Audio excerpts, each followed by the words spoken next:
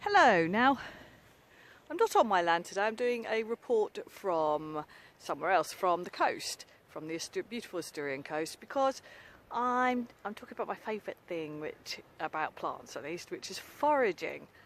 See, I much prefer foraging to gardening. Gardening has its own, it's nice to grow your own plants and know that you've loved them into existence, but there's something so cool about foraging. And there's so much around. So because it's the cold season on my land, so there's not as much stuff as there usually would be. So that's why I've come down to the coast where it's quite 5 degrees warmer and everywhere is covered with green things to eat. So this is one of my favourites, nasturtium. See, it's just growing here by the river. In abundance. Nasturtium's lovely. The little leaves are more delicious, I must admit. So if you can find a little leaf, you see, like these ones here, then you can put those in a salad. They're lovely in salads. You can mash that with a pestle and mortar and turn it into pesto. Quite a lot you can do with nasturtium. And the flowers are also yummy, but the flowers it's winter, so the flowers are no longer around. And you can also see, while we're here, good old nettle. You use the tops of the nettle. I'm not going to touch that. You use the tops of the nettle to get the best result in soups. A bit like spinach as well, you can use nettle. But the only disadvantage with nettle, it's very tasty, it's very healthy, you can make tea out of it. The only disadvantage is, of course, that it stings, so you need gloves when you're harvesting nettles. Now, we'll go on a little hike because there's plenty of other things around. Oh, well, here you can see dandelion already, where you can use the roots and the leaves. The leaves are quite nice in salad. Okay, hang on, let's continue our little hike. So this here is plantain. I'm getting very into plantain. I like it. You can use that a bit like spinach as well. You always want the young leaves of everything. They're much more tasty. If you can get the little baby leaves, they're yummy yum. And you can chop that up, and I use that in all kinds of things, in pastas, for example. Chop that up and use it again, a bit like a tough spinach, I suppose. That's plantain.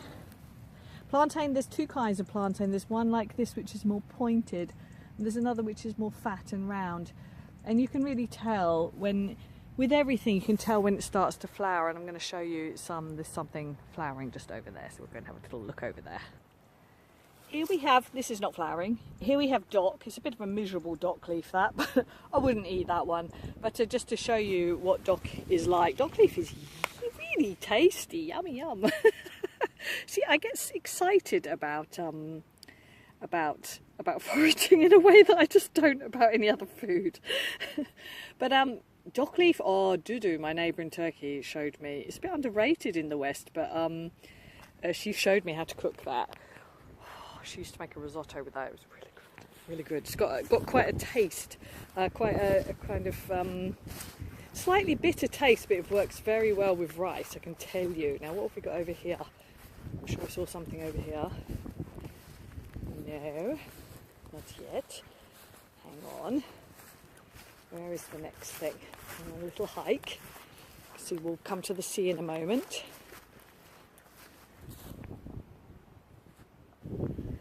Now this, I love this. Again, you see this one is flowering a little bit. But this is chickweed, and it is so tasty in salad. So tasty, really. Look, look, look. No, I'm not going to eat it. Maybe a dog peed on it. But anyway, look, chickweed. If that was on my land, I'd eat it because I'd know there was no dogs peeing on it. But yeah, that's chickweed's good. Chickweed's really nice in salad.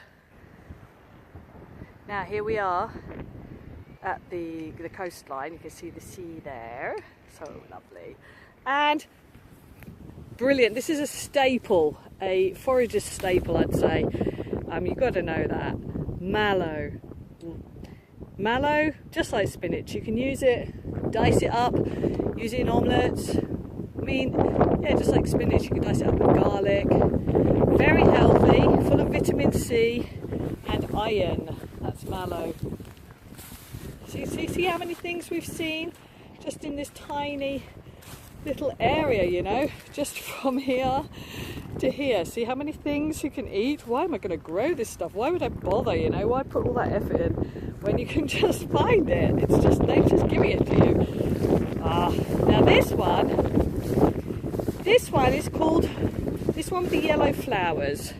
Now when something's flowering, it's not really the best time to eat it. It's not its most delicious time, but it does help you identify it. And so that one, I actually don't know the English name. In Turkish it was called turp. I think you might be able to see the leaf there. Let's find a better one. And turnip grass, that's what turp means. I don't think it's called turnip grass in English. You see, and it's, look, that's how it flowers. Looks really like broccoli.